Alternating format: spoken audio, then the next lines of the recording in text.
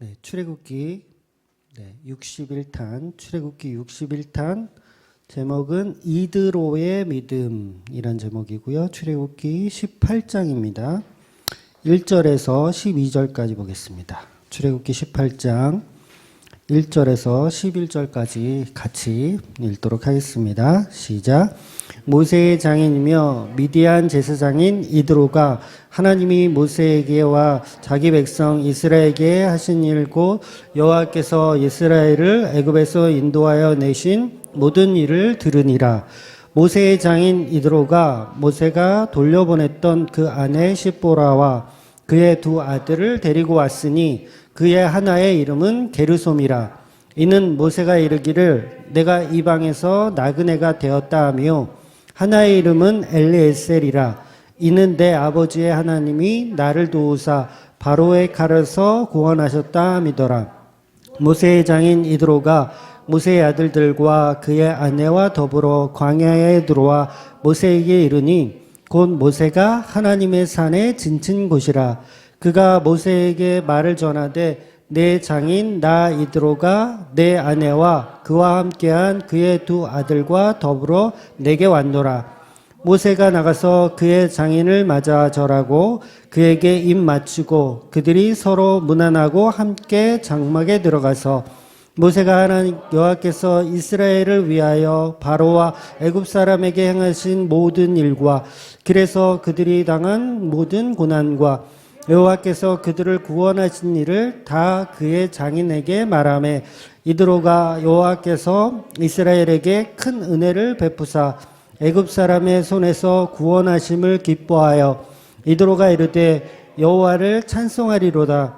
너희를 애굽 사람의 손에서와 바로의 손에서 건져내시고 백성을 애굽 사람의 손 아래에서 건지셨도다. 이제 내가 알았도다.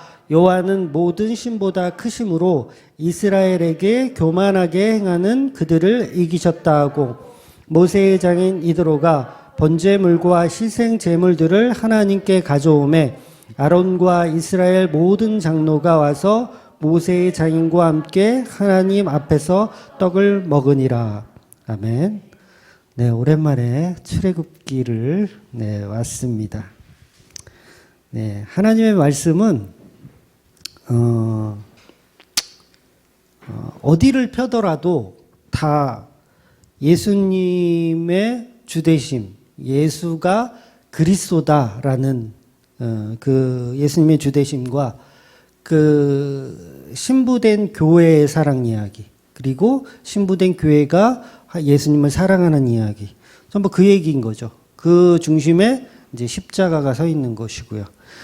그 얘기들을 이렇게 성경 전체가 펼치기 때문에 사도행전이나 출애굽기나 사실 같은 이야기들로 이렇게 구성이 되어 있다고 생각하시면 됩니다.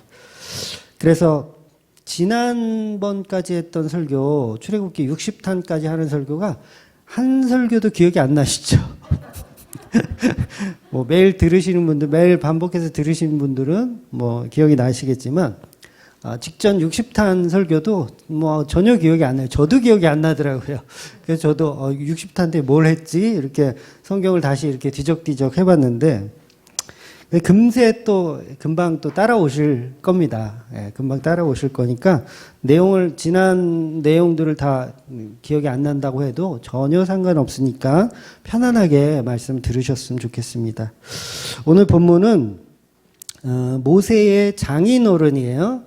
이드로와 그다음에 모세의 아내 십보라, 그리고 모세의 아들들 게르솜과 엘리에셀이 한 가족이 이제 지금 그동안은 헤어져 있었는데, 출애굽하는 이 과정에서 헤어져 있었는데 이제 한 가정이 이제 만나는 장면이에요. 장인서부터 아내와 자식들까지 헤어졌던 가족들이 한 자리에 모여서 정말 행복한 시간을 보내는 과정이 본문으로 되어 있어요.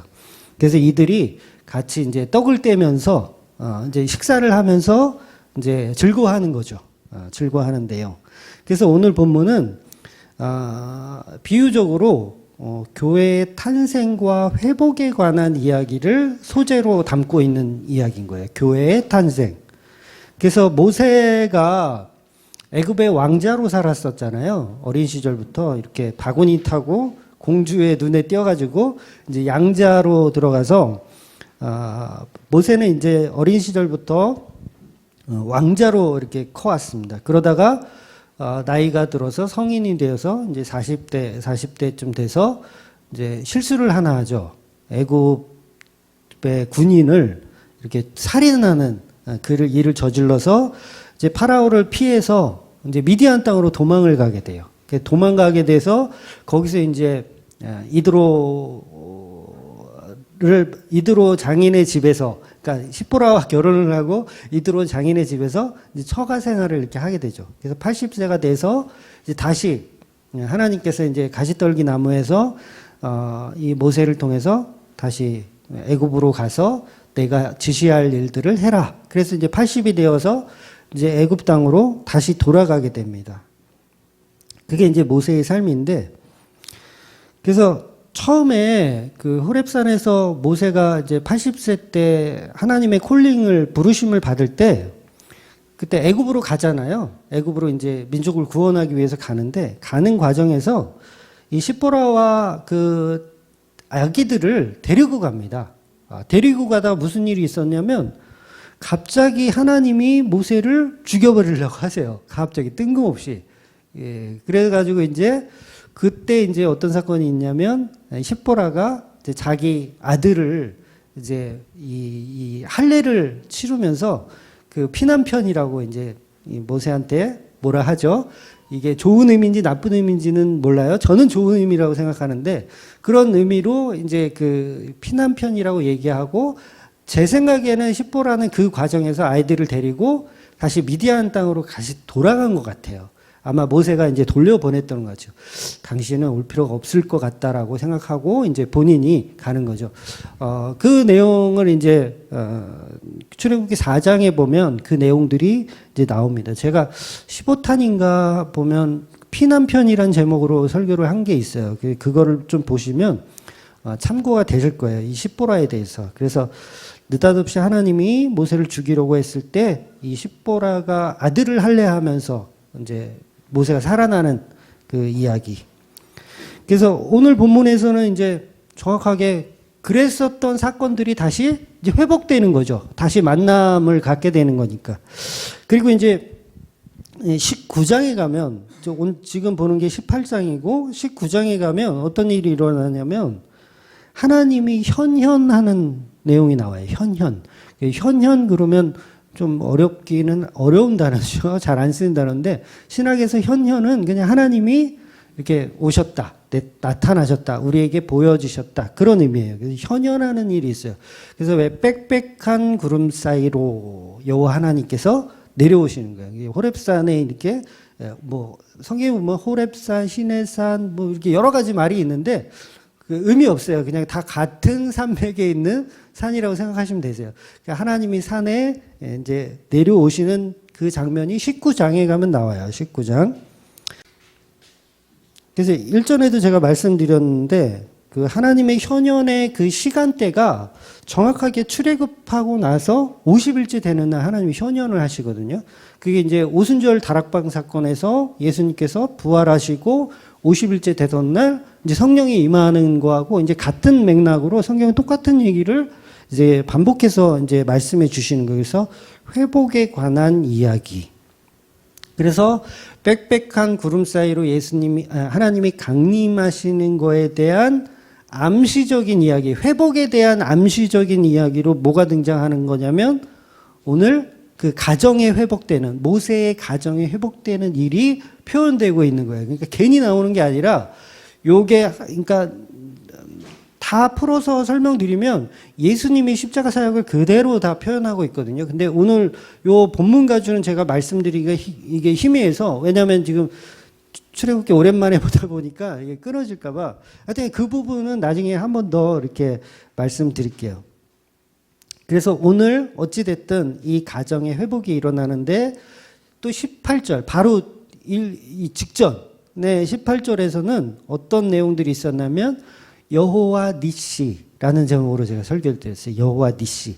그러니까 여호와 니시는 반석 위에 세워진 모세. 반석 위에 앉은 모세, 두 팔을 벌리고 아론과 훌이 바치고 있었던 그 사건. 그러니까 이거는 예수님의 십자가 사건이라고 제가 말씀을 드렸었어요. 예수님의 십자가 사건이다. 그래서 예수님의 십자가 사건이 펼쳐짐으로 인해서 19장에 가정이 회복되는 일이 일어나는 거야. 그 가정이 회복되니까 하나님의 현현이 19장에 일어나는 거고요. 이해가 되시죠? 전체적인 이 맥락이 그렇게 이제 펼쳐진다는 거예요.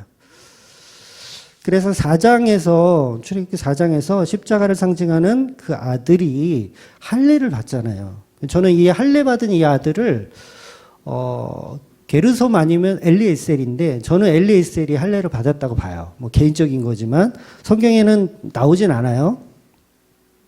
그래서 엘리에셀이 할례를 받음으로 모세가 죽지 않고 살아나고, 지금 이 가정에 다시 화목이 일어나더란 거죠. 엘리에셀의 할례로 인하여서 당연히 예수님을 상징하는 거죠. 결국 십자가로 회복되는 모세의 가정. 그러니까 모세의 가정은요, 일반적인 가정이 아니에요. 어떻게 보면 이드로는, 어떻게 보는 게 아니라 이드로는 우상숭배자입니다. 우상숭배자. 그러니까 성경에도 나오지만 미디안 땅의 제사장이에요.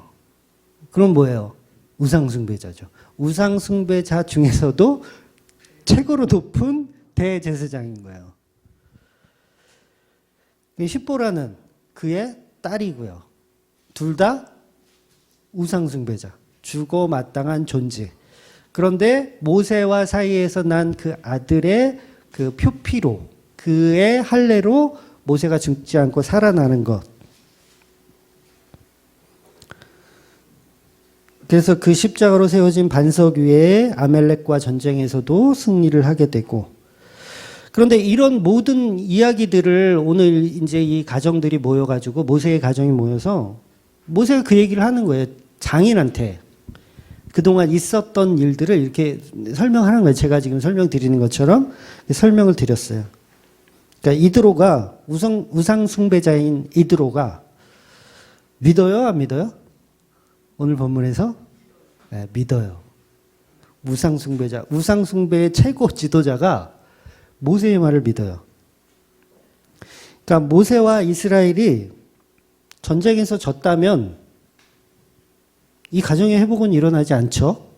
그 다음에 할례를 통해서 모세가 살아나지 않았으면 이 가정의 회복이 일어나지 않는 거예요. 결정적으로 이드로가 하나님께 제사를 드리며 영광을 돌리는 건 불가능한 거죠. 근데 오늘 본문은 이드로가 하나님께 제사까지 드려요. 영광을 돌려요. 이 우상숭배던 제사장이 이제 하나님을 제사 드리는 거예요. 그래서 구원은 먼저 십자가로 이루어지는 역사를 보여주고 있고, 십자가가 서니까 이드로 같은 이방인 제사장도 복음 안으로 들어오더라는 거죠. 복음 안으로. 그게 믿어지더라는 거예요. 이드로의 딸은 모세의 아내 십보라 역시 이방 제사장의 딸입니다. 한마디로 우상을 섬기는 제사장의 딸이죠. 죽어 마땅한 인물입니다. 모세도 사실 살인자니까, 모세도 살인자잖아요. 살인해가지고 도망간 거잖아요. 살인자니까 뭐 사실 도찐 개찐 다 구원받을 가능성 없는 가정이라는 거죠. 그런데 그들이 여호와 하나님의 일하심이 믿어지더라는 거예요. 그래서 우상숭배자인 장인 이드로가 사위인 모세의 말을 듣고 하나님께 신앙을 고백하면서 하나님이 세상 어떤 신보다 크다면서 제사를까지 드리죠. 그러니까 하나님께 영광을 돌리고 또 이스라엘의 장로들과 모든 장로들과 온 식구가 다 같이 모여서 떡을 떼며 이렇게 하나님께 영광을 돌리는 내용. 이게 사실 굉장히 놀라운 내용이거든요. 우리는 사실 감흥 없이 이렇게 보지만 이 가정이 이렇게 하나님께 영광을 돌리면서 이렇게 뭉쳐가지고 서로 즐거워할 수 있는 건덕지가 하나도 없는 가정이에요.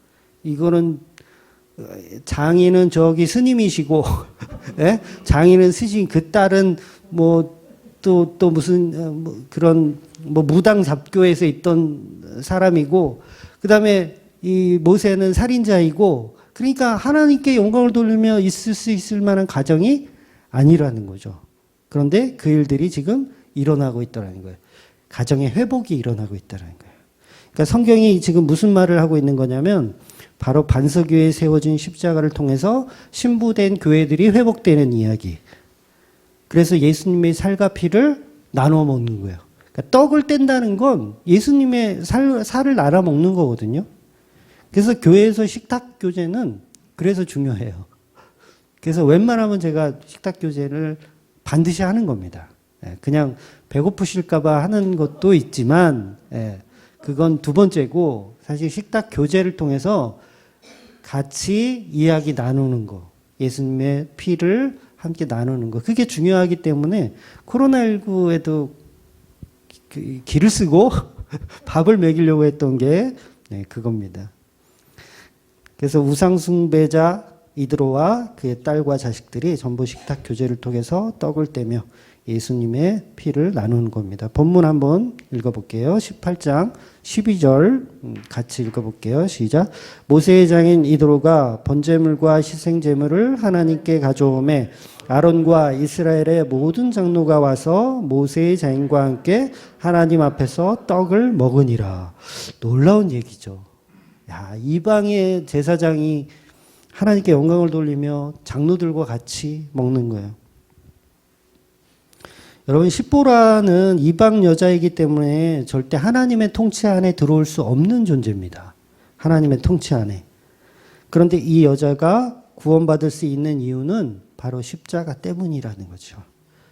그 십자가, 모세의 두 팔 벌려 전쟁에서 승리를 이루어낸 그 모세의 아내이기 때문인 거예요. 그러니까 왜 지금 모세의 아내가 하필이면 많은데, 좋은 여자가 많은데 십보라가 나쁘다는 게 아니라 출신이 이방인 출신 여자를 왜 하나님 만나게 하셨을까? 거기에는 다 이유가 있더라는 거죠. 그러니까 이드로도 마찬가지죠. 하필이면 왜 제사장이냐는 거죠. 왜 제사장? 이방 제사장. 그러니까 구원이 불가능한 존재를 끌어다가 뭔가를 우리에게 설명해 주고 있다는 거죠. 구원이 불가능한 존재들을 가지고. 그래서 십자가는 결국 구원이 불가능한 이들을 구원시키는 것이라는 걸 표현하고 있는 거죠. 교회는 이렇게 예수 그리스도의 십자가로 연결된 가족들이 다 살아나는 이야기입니다. 큰아들 게르솜의 뜻이 뭐냐면 나그네예요. 나그네. 아들의 이름을 나그네라고 지었어. 막 이렇게 막 지어도 되는지 몰라. 그러니까 저는 이름의 뜻이 이제 바다의 자에 으뜸 원자잖아요. 그러니까 넓은 곳에서 으뜸이 되라. 좋은 의미잖아요. 넓은 곳에. 그래서 저는 어릴 때 나는 해적이 돼야 되는구나. 바다의 자에 으뜸 원자니까 나는 해적이 돼야 되는구나. 그래서 동원 그 원양어선도 한번 타보려고 했었는데 못 탔어요. 네. 그래서 나그네 그러면 우리는 이미지가 굉장히 좋아요. 나그네란 단어를 뭐 나쁘게 별로 생각 안 해요. 왜 그 방랑시인 김삿갓 멋있잖아요. 뭔가 나그네 그러면 멋있는 이미지지만 이스라엘도 그런 이미지일까요? 나그네가? 아니에요. 이스라엘이 생각하는 나그네의 이미지는 그냥 길에서 객사하는 존재. 굉장히 불쌍한 존재. 갈 데가 없는 사람들. 그렇게 보는 거예요. 그러니까 이미지가 전혀 달라요. 근데 그 이미지를 아들의 이름으로 사용하는 거예요. 그러니까 모세가 얼마나 힘들었다라는 걸 표현하고 있어요. 어마어마하게 힘들었다라는 걸 표현하고 있는 겁니다. 그래서 모세의 가족들은 게르솜이라는 이름처럼 죽어 마땅한 존재였고 그렇게 살았다라는 거죠. 나그네와 같은 존재들. 이렇듯 구원 없는 이방 땅에 살고 있는 나그네와 같은 모세, 그의 장인, 그리고 그의 아내, 구원이 없는 거예요. 그런데 그 구원 없는 사람에게 가정이 회복되고 하나님의 현현이 일어나면서 하나님이 모세를 만나 주시더라는 거죠. 그래서 작은 아들의 이름은 엘리에셀이에요. 엘리에셀. 엘리에셀은 제가 아까 말씀드린 것처럼 그 할례를 통해서 모세를 살려내는 그 역할을 하죠. 그러니까 엘리에셀의 뜻은 하나님께서 애굽의 손에서 우리를 구원하셨다라고 지금 성경이 이렇게 표현해 주는데 에셀이라는 단어가 에셀이 도와준다 이런 뜻이거든요. 에셀. 그래서 에벤, 에셀 그러면 에벤은 반석, 에셀은 도와주다. 도움의 돌이라는 의미예요. 엘리는 뭐예요? 엘리는 하나님. 그래서 예수님이 엘리 라마 사박단이 그러잖아요. 하나님이시여 하나님이시여 하나님. 그러니까 엘리 에셀은 하나님이 도우셨다. 그런 의미인 거예요. 엘리 에셀. 그러니까 작은 아들의 이름은 하나님이 도우셨다예요. 그러니까 나그네였었는데 하나님이 도우셨다. 마치 예수님이 모든 사역을 돕고 계신 것으로 표현하고 있는 거죠. 모세가 나그네 삶이고 죽어 마땅한 존재고 우상을 섬기는 집에 처가 생활하는 그런 존재인데 엘리에셀이라는 그 예수님을 상징하는 누군가가 이 가족들을 다 살려내는 이야기. 심지어는 그 십자가와 부활까지도 하나님이 다 도우시는 거죠. 하나님이 예수를 예표하게 하여서 그 가정을 살려내고 있는 겁니다. 여러분, 예수님의 십자가는 반드시 성부, 성자, 성령 하나님이 다 개입하시는 겁니다. 예수님 십자가는 예수님 혼자만의 것이 아니라 삼위일체 하나님께서 죽음을 맛보시는 거예요. 여러분, 예수님이 죽을 때 예수님보다 더 고통스러운 존재가 누구죠? 하나님인 거예요. 성부 하나님. 그러니까 예수님의 죽음은 단순히 예수님만의 죽음이 아닌 거예요. 그래서 오늘 본문은 우상 숭배자 그의 딸을 구원이 불가능한 그들을 모세를 통해서 구원받는 역사를 설명하고 있는 겁니다. 그래서 모세를 그리스도 예표로 저와 여러분이 봐야 되죠. 온 가족이 둘러앉아서 떡을 먹고 마시며 하나님께 영광 돌리는 교회의 탄생을 말하고 있습니다. 그래서 다음 주에 보게 될 내용 중에 모세가 백성을 재판하느라고 이게 시간이 너무 없어요. 막 너무 바쁜 거예요. 정신이 없는 거예요.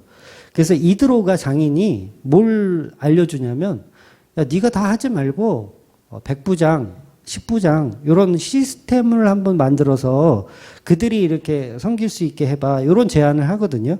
그러니까 이드로는 이방인 제사장 출신인데 이미 교회를 이끌어갈 수 있는 어떤 리더자로서의 좋은 자로서의 역할을 감당하게 되는 거예요. 어떻게 이게 가능하냐는 거죠. 이방인의 제사장의 말을 모세는 또 그거를 또 들어요. 듣고 또 그렇게 일을 합니다. 다시 말해서 이방인 제사장이 이스라엘 백성을 지도하는 지도자로 부각된다는 것이라는 거죠. 이게 말이 안 되죠. 어떻게 이방 땅의 제사장이 이스라엘을 지도하고, 물론 일시적이기는 해요. 이 장인이 계속 있는 건 아니에요. 일시적인 거는 해요. 그래서 바울 같은 바리새인 중에 바리새인도 하나님이 사용하시는 거예요. 그러니까 이드로가 우상 숭배자이지만 하나님의 이드로도 사용하시는 거죠. 그래서 먼저 된 자가 나중되고 나중된 자가 먼저 되기도 하는 겁니다. 그러니까 신앙생활을 아무리 오래 했어도 이 복음에 대해서 잘 모르면 소용없어요. 소용없어요. 그런데 은혜는 불가능한 이방 여자 십보라가 아내가 되기도 하고 또 성도가 되기도 하고 이렇게 막 바뀌더라는 거예요. 이게 교회를 지도하는 하나님의 스타일인 거죠. 그래서 봉사 같은 것도요, 여러분 일부러 피하려고 하실 필요는 없어요. 나는 바른 복음을 들은 바른 신앙이니까 뭐 열심을 내면 안 되잖아요. 뭐 바리새인처럼 막 열심 내면 안 되니까 다 거부해요. 아닙니다, 안 합니다, 안 합니다. 그것도 말이 안 되는 거예요. 그러니까 일부러 피할 필요는 없고 내가 우러나는 선에서 이렇게 봉사하셔도 상관없습니다. 하나님이 저와 여러분을 이방 땅의 제사장이었지만 쓰시겠다고 하신다면 어떤 봉사든 은혜롭게 하시면 아무 상관이 없다라는 거죠. 오히려 선택받은 백성이라고 하는 선민 사상을 가지고 있던 이스라엘 백성들은 광야 40년 동안 계속 불평, 불만만 늘어놓았습니다. 봉사도 별로 안 했어요. 그 이스라엘 백성들은 봉사도 안 하고 오히려 어떻게 하면 모세의 자리를 뺐을까? 어떻게 하면 아론의 자리를 뺐을까? 이런 잔머리만 계속 굴리는 게 이제 이스라엘 백성이었죠. 하다 안 되니까 황금 송아지까지 만들어서 자기들을 이제 계속 이제 치장하는 거죠. 그래서 이스라엘 백성들은 우상을 섬기는 이드로와 그 다음에 십보라보다 사실은 더 훨씬 못한 존재인 거죠.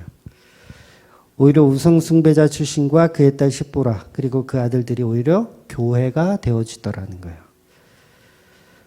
바로 저와 여러분 같은 그런 죄인들이 교회가 되어진다는 거예요. 이드로는 하나님의 역사를 보지도 않았고요. 보지 않았어요. 이드로는 그냥 체험하지도 않았어요. 그냥 듣기만 한 거예요. 모세가 하는 말을 듣기만 하는 거예요. 근데 이걸 다 믿어요. 이게 사실 전형적인 교회를 말하는 거거든요. 교회. 여러분, 이거는 교회의 믿음은요, 확인하는 게 아니에요. 어떤 믿음을 확인하고, 신학에서 얘기하는 변증학 같은 걸로 이렇게 막 확인받는 게 믿음이 아닙니다. 그러니까 이드로는 정치적인 전문가였어요. 정치적인 전문가. 그야말로, 최고의 공부를 많이 한 사람이에요. 어떤 정치적인 거, 종교적인 거 공부 많이 한 사람이에요. 제사장 출신이기 때문에. 그래서 사람들을 리드하고 관리하는데도 굉장히 탁월한 사람입니다.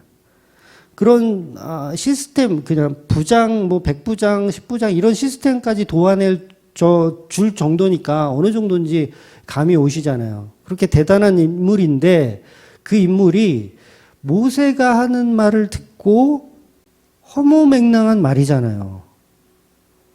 홍해를 갈랐대. 하나님이 제가 지팡이를 들라 그래서 지팡이를 들었더니 막 홍해가 갈라졌어요. 반석을 내가 쳤더니 거기서 물이 나왔어요. 막 이런 얘기를 모세가 막 했을 거 아니에요. 그랬더니 이드로가 믿더라는 거예요. 이거 불가능해요. 왜 믿어요?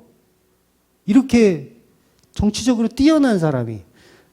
너네들 이거 정치적으로 하려고 이런 거를 이렇게 꾸며가지고 다른 민족들이 벌벌 떨게 만들려고 일부러 이런 작전을 세운 거지.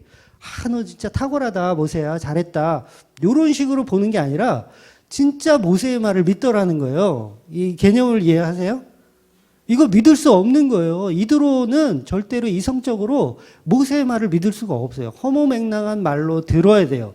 그리고 정치적으로 다른 민족들에게 좀 위압감을 주기 위해서 너희들이 이게 만들어가지고 일부러 소문낸 거지. 너 역시 모세 너 나한테 잘 배웠구나. 40년 동안 그거 배운 거 아니에요. 잘 배웠구나. 라고 하는 게 아니라 이드로는 정말 모세의 말을 믿더라는 거예요. 이게 어떻게 가능할까? 그걸 제가 오늘 말씀드리려고 그래요. 그게 왜 가능한가?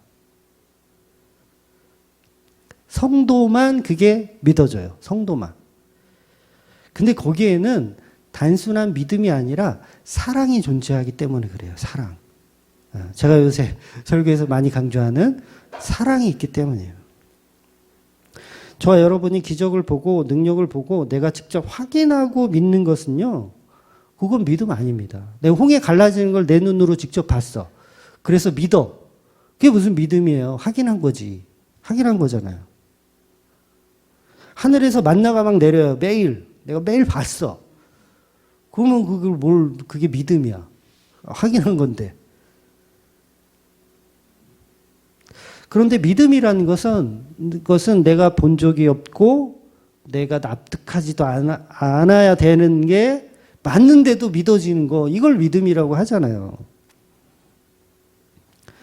그래서 지금 이 이드로는 모세의 말이 믿어지는 거예요. 말씀으로 들리는 거예요. 말씀으로. 그래서 믿음은 사실상 확인하는 게 아닙니다.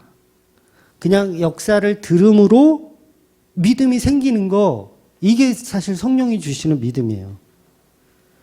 그래서 사실 과학적으로 뭔가를 우리가 지금 기독교 안에서도 그걸 변증하려고 하고, 창조과학이라 그래서 막 창조가 맞냐 진화가 맞냐 해가지고 막 창조를 과학적으로 입증해가지고 설명해서 알려주려고 그래.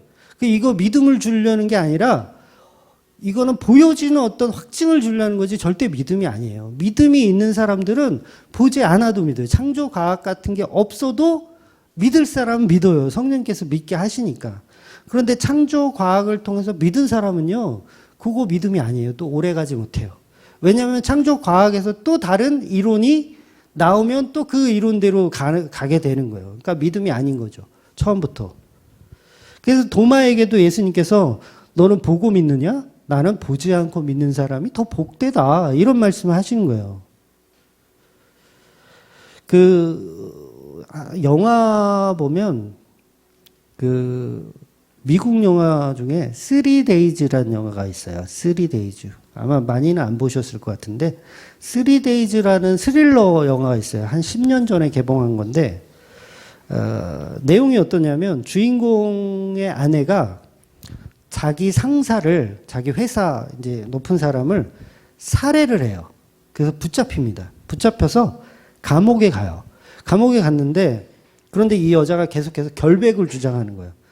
나는 모른다. 나는 죽인 적 없다. 모른다. 계속 결백을 주장해요. 그런데 목격자가 있어요.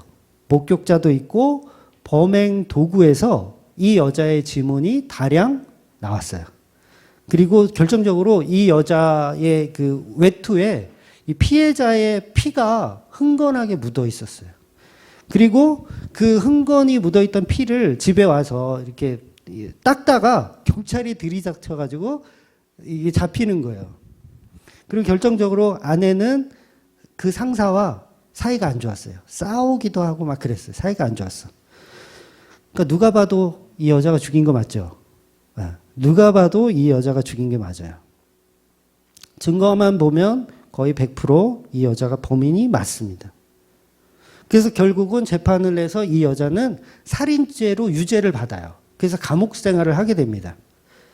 그래서 누가 봐도 이 여자는 범인이기 때문에 판사, 검사, 심지어는 자기를 변호하는 변호사도 안 믿어줘요. 증거를 믿지. 이게 말이 되느냐 하고 안 믿어줘요. 그런데요, 이 남편이 아내의 결백을 혼자 믿어요. 혼자 믿어요. 근데 이 영화를 보는 관객들은요, 아내가 범인인지 누명을 쓴 건지 몰라요. 안 가르쳐줘요. 처음에는 안 가르쳐줘요. 남편도 당연히 몰라요. 증거만 보면 자기 아내가 죽인 게 맞아.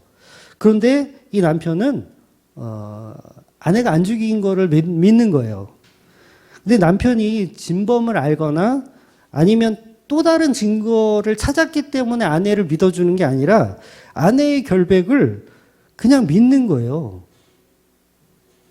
그러니까 이 아내는 또 어떻게 생각하냐면 증거가 확실한데 나를 믿어주는 그 남편을 보면서 어떻게 생각하냐면, 우리 남편도 내가 범인인 걸 알지만 나를 사랑하기 때문에 당신은 범인 아닐 거라는 걸 믿는다라고 이렇게 연기를 해주는 걸로 생각해요. 아내는. 그럴 수 있잖아요. 연기를 해주는 걸로 생각해요. 그래서 저는 사실 이 감독의 표현력이 굉장히 좀 이렇게 박수를 쳐주고 싶은 그 내용인데, 남편의 대사나 어떤 행동이나 이런 제스처를 보면요, 아내가 범인이지만 사랑하기 때문에 범인 아닌 걸로 생각하는 게 아닌 거예요. 진짜로 아내가 범인 아닐 거라고 믿어요.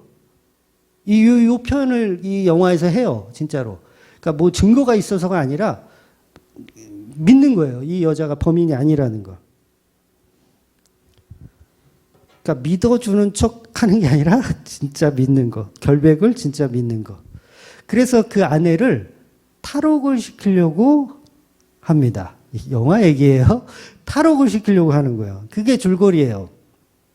근데 이 영화가 흥미로웠던 건 뭐냐면, 제가 감독한테 좋은 평점을 준 이유는 끝까지 영화는 아내가 무죄인지 살인자인지 그 사실을 영화 속에 있는 사람들에게 알려주지 않아요. 영화 속에 뭐 여러 가지 등장인물들이 있잖아요. 그들에게 아내가 결백하다라는 걸 끝까지 밝혀주지 않아요, 영화는. 물론 결말에 가서는 관객에게만 알려줘요. 이 여자가 살인범인지 누명을 쓴 건지 관객에게만 알려줘요. 그래서 이 영화 속의 담당 형사까지도 또 다른 증거를 유추해 낼 수도 있었지만 결국을 답을 찾지 못하는 걸로 그냥 영화가 끝나버려요. 저는 거기서 희열을 느끼더라고요. 이 영화를 보면서 뭐냐면 이 영화의 감독의 의도는 뭐냐면 결국 저는 스릴러물 좋아하거든요. 스릴러물인 줄 알고 봤더니 멜로 영화더라고요. 멜로.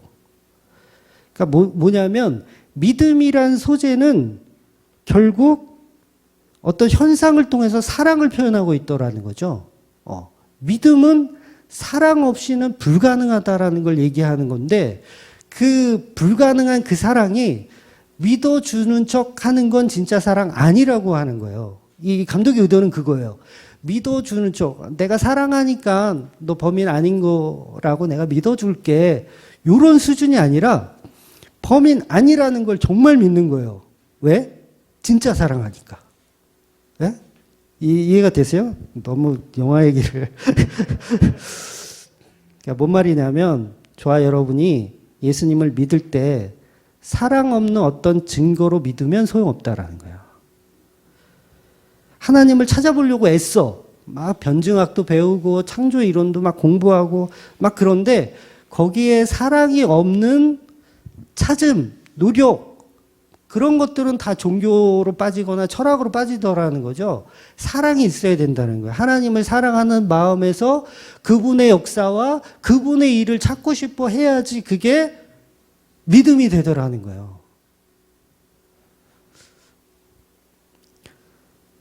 결국은 사랑 없는 믿음 찾기는 결국 내 욕망이라는 거죠. 내 욕망. 내가 아내를 사랑하니까 이 아내가 범인이 아니었으면 좋겠다라는 내 욕망. 근데 진짜 사랑은 뭐냐면 죄인 이 여자가 살인자이든 누명을 썼든 상관이 없는 거예요. 진짜 사랑은. 왜? 내가 거기서 건져낼 거니까. 탈옥시킬 거니까. 의미가 없는 거예요. 그러니까 탈출이 목적이라는 거죠. 사랑은. 그 죄인이든 뭐 살인자든 뭐든 상관없는 거예요. 이 남편 입장에선 맹목적인 사랑. 그러니까 믿는 거죠. 당신이 살인자가 아니라는 걸 믿어주는 게 아니라 믿는 거예요. 그러니까 남편은 아내의 말을 100% 믿는 거예요. 아내가 나는 결백하다라고 주장하니까 믿는 거예요. 그러니까 사랑해서 믿어주는 척이 아니라 사랑하기 때문에 아내의 말을 믿게 되더라는 거. 이게 감독이 말하고 싶은 진짜 사랑. 그 얘기를 하더라는 거죠. 우리가 하나님을 사랑해서 믿어주는 척하는 게 아니라 전부 믿어주는 척하죠. 네? 믿어주는 척하잖아요. 홍해를 가르셨대. 그래, 뭐 믿어줘야지 뭐 어떻게 하겠어. 동정녀가 마리아가 임신을 했대. 남자 없이. 그래, 뭐 믿어줘야지 뭐 어떻게 하겠어. 그 사람들이 뭐야? 그 사람들이 자유주의 신학자들인 거예요. 근데 진짜 믿음은 하나님을 사랑하기 때문에 홍해를 갈랐던 사건이 믿어지는 거예요. 우리가 그냥 믿어줄 게가 아니라 진짜 믿어지더라는 거예요. 이 차이가 다르더라는 거죠. 저와 여러분이 홍해를 갈랐다라는 그 사건이 믿어지십니까? 믿어지세요? 믿어진다면 하나님을 사랑하고 계신 거라고요. 그게. 그러니까 이드로가 지금 모세가 하는 말을 믿어요. 여기에는 무슨 전제가 있냐면 장인이 모세를 사랑하고 있는 거예요. 그러니까 이 이드로 그 제사장의 그 흉악무도한 우상숭배자가 모세를 통해서 예수를 보는 거예요. 그리고 그 예수를 사랑하게 된 거죠. 그러니까 모세가 행했던 모든 일들이 믿어지더라는 거예요.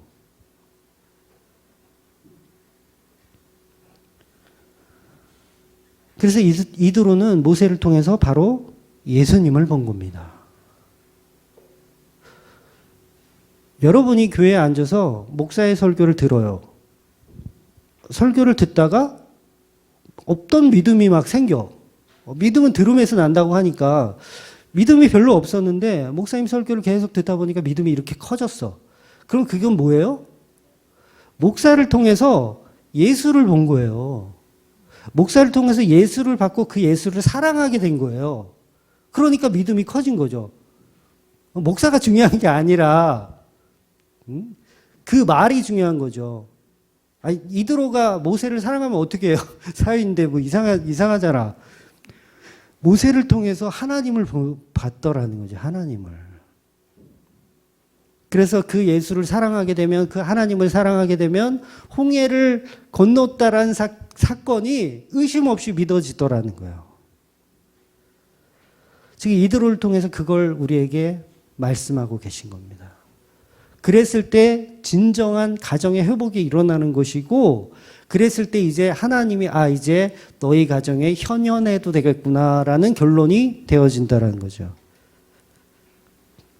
그래서 저와 여러분이 말씀을 통해서 예수님을 보고 그 예수님을 사랑하기 때문에 이 모든 말씀이 믿어지더라는 것이죠. 그래서 우리가 예수를 사랑하는 척 하는 사람들은 안 믿어요. 안 믿어져요. 이거 안 믿습니다. 그래서 오전에 말씀드린 대로 자기 구원의 확신에 불과해요. 사랑하지 않으면서 사랑하는 척 하는 사람들은 믿어지지 않으면서 믿어주는 척 하는 거예요. 그래서 정말 예수를 사랑하고 믿어지는 사람들은 날마다 자기 십자가를 지고 따라가도 행복한 거예요. 좋은 거예요. 성경이 다 무슨 얘기예요? 성경이 바로 예수 그리스도의 십자가 역사를 담고 있잖아요. 그 역사를 우리가 믿어요. 예수님이 하셨던 모든 역사, 하나님이 하셨던 모든 역사를 다 믿어요. 이게 왜 믿어져요? 사랑하기 때문에 믿어요. 그 사랑한다는 건 뭐예요? 신부된 교회가 됐다라는 거예요. 내가 신부됐기 때문에 남편이 하는 모든 것을 믿게 되는 거예요.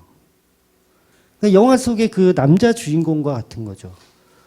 아내를 끝까지 믿어요. 믿는 척하는 게 아니라 진짜 믿어요.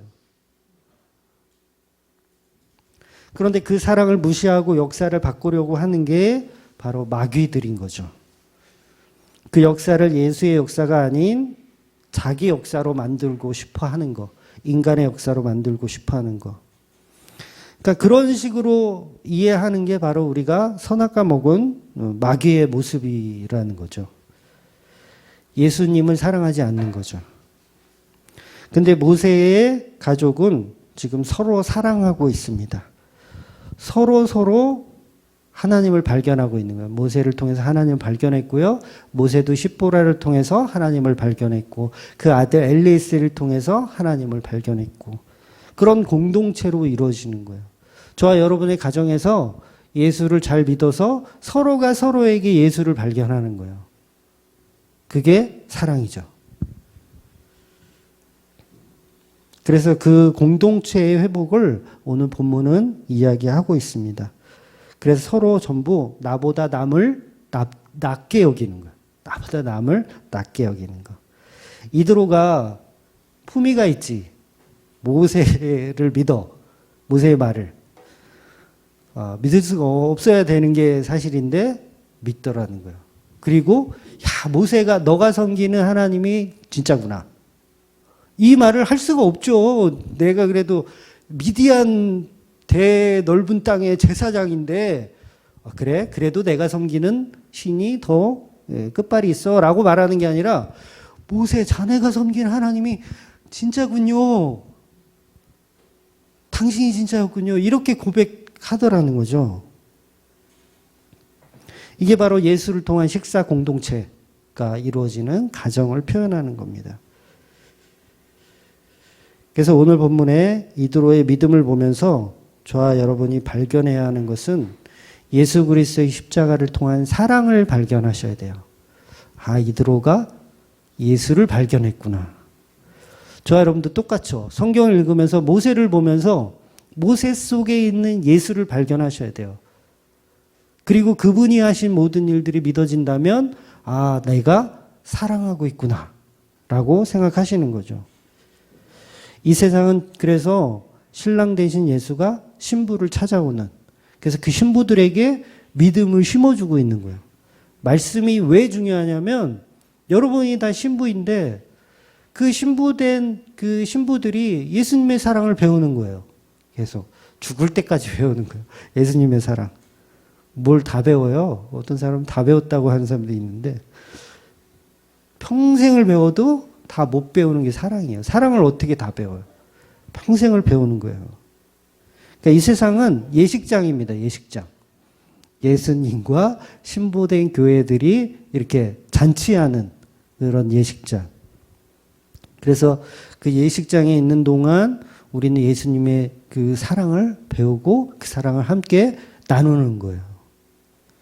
그래서 그 예식이 끝나면 이 세상은 그냥 텅으로 돌아가요. 텅. 빈 그냥 공간, 텅으로 돌아갑니다.